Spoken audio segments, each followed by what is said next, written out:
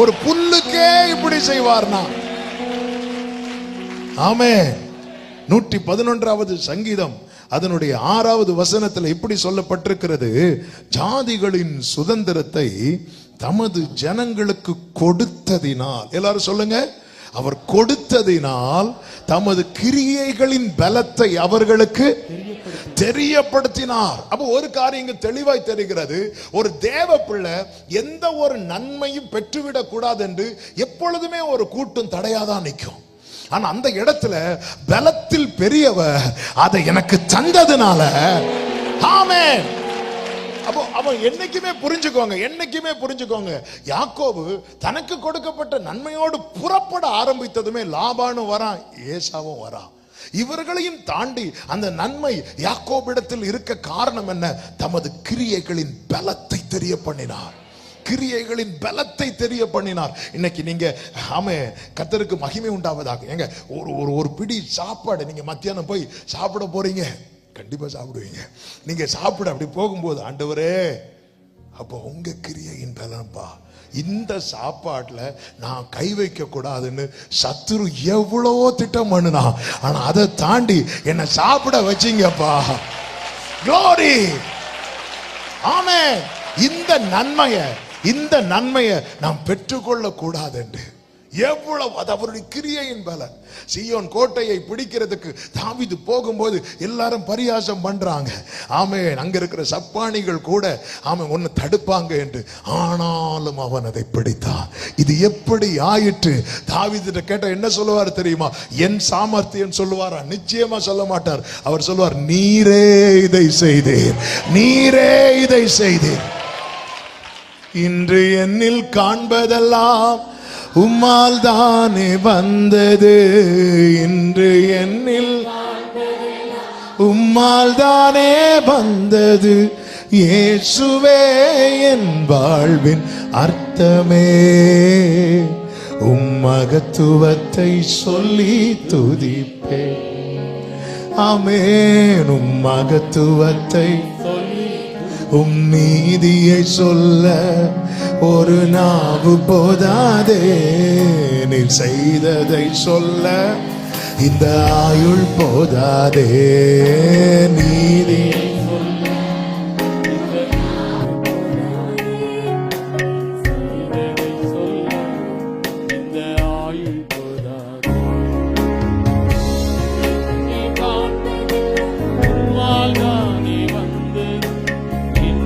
என்னில் காண்பதெல்லாம், ஆமென். இயேசுவே என் வாழ்வின் அர்த்தமே,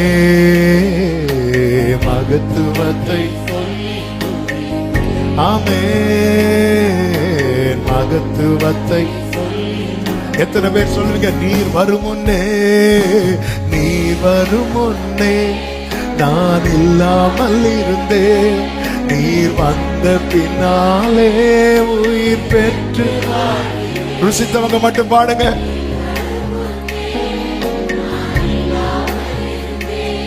நீர் வந்த பின்னாலே உயிர் பெற்று வாழ்கின்றேன், பூச்சியான என்னை புதிதும் கூர்மையுமாக்கி பயன்படுத்துகின்றீர், நீர் மகிமைப்படுகின்றீர்,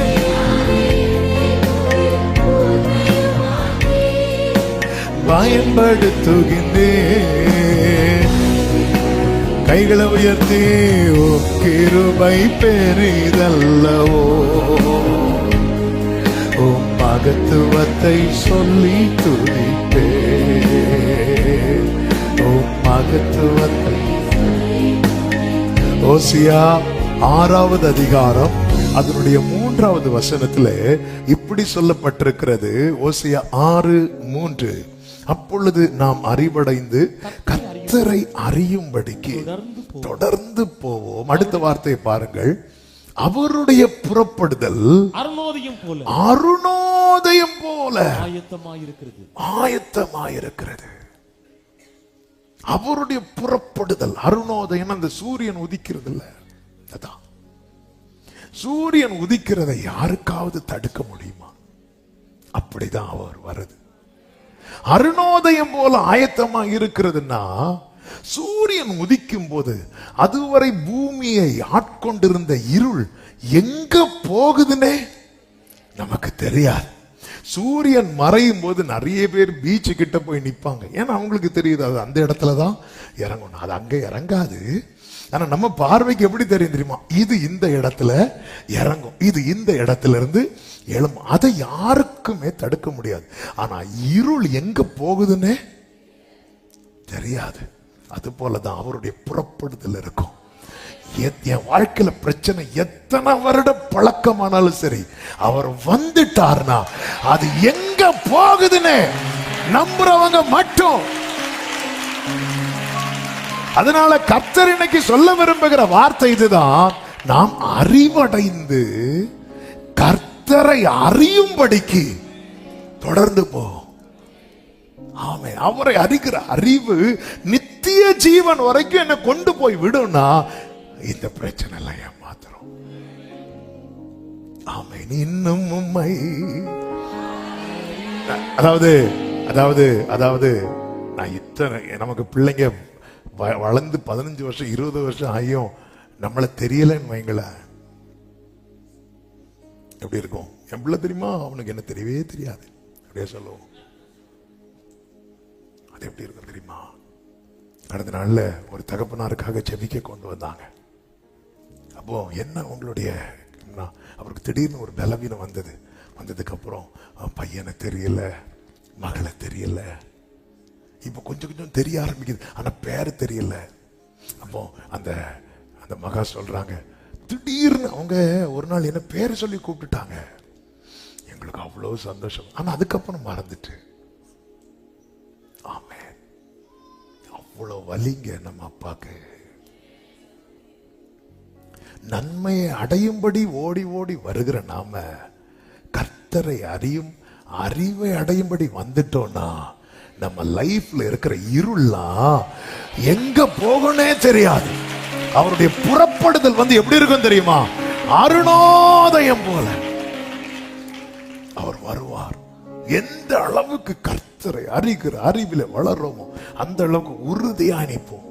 சீஷர்கள் பயப்படுவதற்கு காரணம் கர்த்தர் யார் என்று அவர்களுக்கு தெரியாமல் போனதுனால. எனவேதான் அவர்கள் ஆவேசம் அப்படின்னு கத்துறாங்க. தெரியல. கர்த்தர் யாருன்னு தெரிஞ்சதுக்கு அப்புறம், ஆமே, கழுத்துல கத்தி வைத்த பிறகும், ஆமே, பேதுரு சொல்ற, நாங்கள் கண்டவைகளையும் கேட்டவைகளையும் சொல்லாம இருக்க முடியாதுட்டார். ஓ, கர்த்தர் யாருன்னு தெரியாத போது குடத்தை தூக்கிட்டு வந்த வேலைக்காரிக்கு முன்னாடி பயந்த பேதுரு, கர்த்தர் யாருன்னு தெரிஞ்சதுக்கு அப்புறம் கழுத்துல நாளைக்கு தலையை எடுக்க போறாங்க, இன்னைக்கு நம்மாளு சுகமா தூங்குறாரு. ஆமே, என்ன ஒரு நிச்சயம்!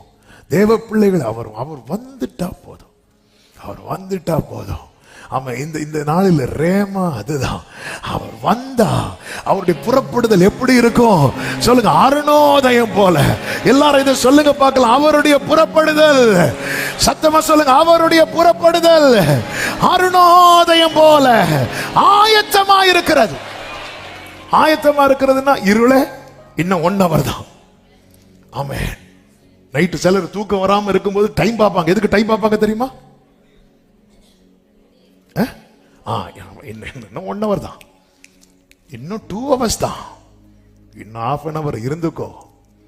ஆமென். ஹல்லேலூயா. திடீர்னு அப்படியே அந்த வெளிச்சம் வர ஆரம்பிக்கும் பாருங்க. க்ளோரி. ஆமென். இப்படி நீங்க இந்த பிரச்சனையை பார்க்க ஆரம்பிச்சிருவீங்களா? இன்னும் கொஞ்ச நேரம் தான், இன்னும் கொஞ்ச நேரம் தான். இனி நீ அழுது கொண்டிராய். அவருடைய புறப்படுதல் நம்புறவங்க கொஞ்ச நேரம் ஆவியில நிறைந்து இன்னும் கொஞ்ச நாள் தான், இன்னும் கொஞ்ச நேரம் தான், இன்னும் சில மணி நேரம். அவருடைய புறப்படுதல் அருணோதயம் போல அவருடைய இந்த வியாதி இன்னும் கொஞ்ச நேரம் தான், இந்த தரித்திரம் கொஞ்ச நேரம் தான், இந்த கடன் இன்னும் கொஞ்ச நாள் தான், இந்த அலைச்சல் இன்னும் கொஞ்ச நாள் தான். அவருடைய புறப்படுதல் அருணோதயம் போல. ஆண்டவரே, நீங்க வருவீர், ஆண்டவரே நீர் வருவீர், என்ன காத்திருக்கிறோம்.